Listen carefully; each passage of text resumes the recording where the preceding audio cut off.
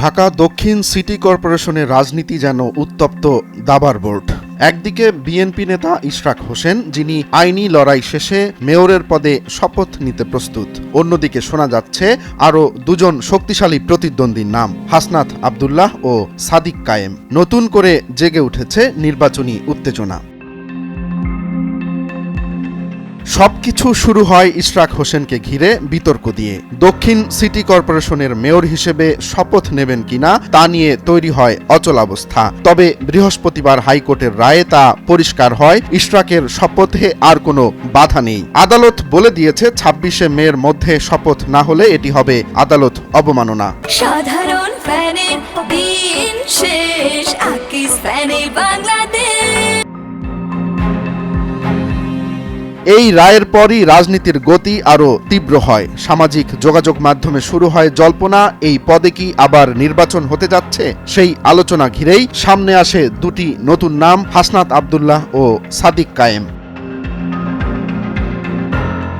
NCP ঘনিষ্ঠ মুখ ও জাতীয় যুব শক্তির আহ্বায়ক অ্যাডভোকেট তারিকুল ইসলাম মন্তব্য করেন, ইশরাকের অপরিপক্কতা ঢাকাবাসীর দুর্ভোগ বাড়িয়েছে। যদি নির্বাচন হয় তাহলে ইশরাকের জামানত বাজেয়াপ্ত হতে পারে। এই বক্তব্যে নাম উঠে আসে এনসিপির দক্ষিণাঞ্চলীয় মুখ্য সংগঠক হাসনাত আব্দুল্লাহর নাম।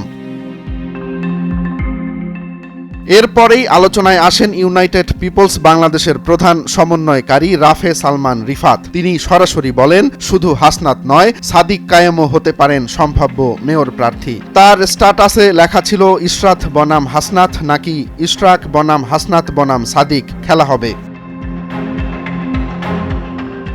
সাদিক কায়েম সম্প্রতি রাজধানীতে আলোচিত হয়েছেন একাধিক তরুণ আন্দোলনে সক্রিয় অংশগ্রহণের মাধ্যমে। তার নামের সঙ্গে জুলাই বিপ্লব এবং নাও অর নেভার স্লোগানের ঘনিষ্ঠ সম্পর্ক রয়েছে। তরুণ প্রজন্মের মধ্যে তার গ্রহণযোগ্যতা বাড়ছে বলে রাজনৈতিক বিশ্লেষকরা মনে করছেন। সব মিলিয়ে ঢাকা দক্ষিণ সিটি কর্পোরেশন যেন এক অনিশ্চিত যুদ্ধক্ষেত্র। একজনের শপথ, আরেকজনের প্রস্তুতি, আর তার মাঝখানে সম্ভাব্য তৃতীয় পক্ষের আবির্ভাব। রাজনৈতিক নাটক যেন জমে উঠেছে। ইশরাক হোসেনের শপথ নিশ্চিত হলেও প্রশ্ন থেকে যাচ্ছে, এই মেয়াদ কি শান্তিতে কাটবে নাকি শিগগিরই অপেক্ষা করছে নতুন এক নির্বাচনী লড়াই? আর সেখানে যদি সত্যি সাদিক কায়েম ও হাসনাত আব্দুল্লাহ প্রার্থী হন, তবে ঢাকা দক্ষিণ দেখতে পারে এক নতুন রাজনৈতিক ত্রিমুখী যুদ্ধ। অপেক্ষা এখন শুধু সময়ের। রোমান্স তালুকদার, নয়া দিগন্ত।